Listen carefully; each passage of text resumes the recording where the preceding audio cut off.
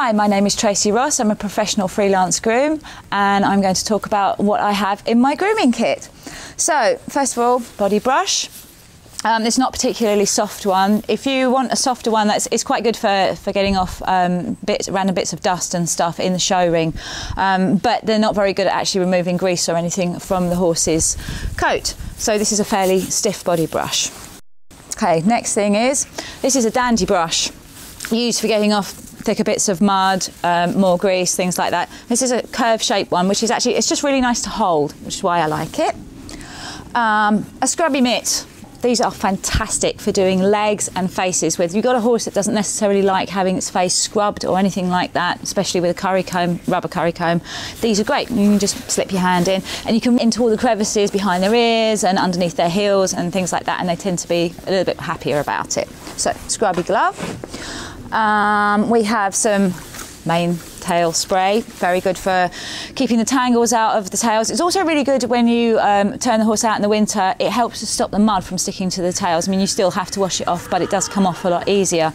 Now, a cheaper version of this is actually polish, furniture polish, much cheaper, and it's exactly the same stuff. So if you are working to a budget and you can't afford one of the more expensive show sprays, furniture polish, very good.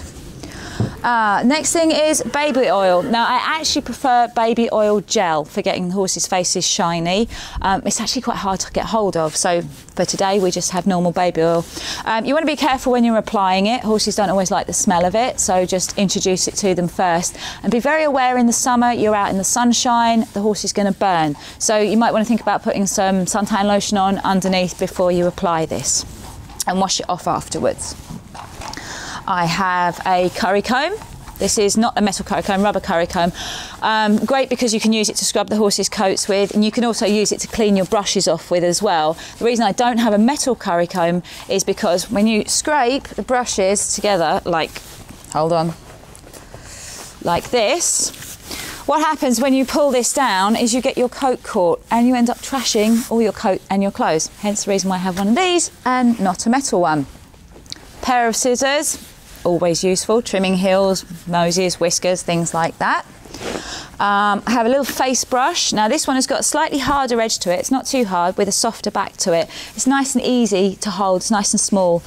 So it's nice to get around the horse's face and also to do their legs with as well. Baby powder. Very good at helping to keep the socks white. So once you've already done your whitening of socks, if you get a little mark on there or something like that, you pop a bit of this on, poof, white socks. Fabulous. We have the hoof polish that I was talking about in one of the previous videos, also very good for during the show ring. And lots of other random things in my my pack that I have is a hoof pick. I have little sponges for, I don't know, random things, a mane comb, which is very good, and I have a Velcro cleaner. This is great for getting the straw and things off of your Velcro on your boots and things like that, very useful. An odd assortment of towels and things like that, great for wiping horses' faces off or your hands or whatever. And I like to keep it all in a bag like this. I love these bags, they're great. They've got so many little pockets on, they've got nice little handles, some of them come with shoulder straps, really helpful, lots of room for all the junk you want to carry about in. So that's my idea of a grooming kit.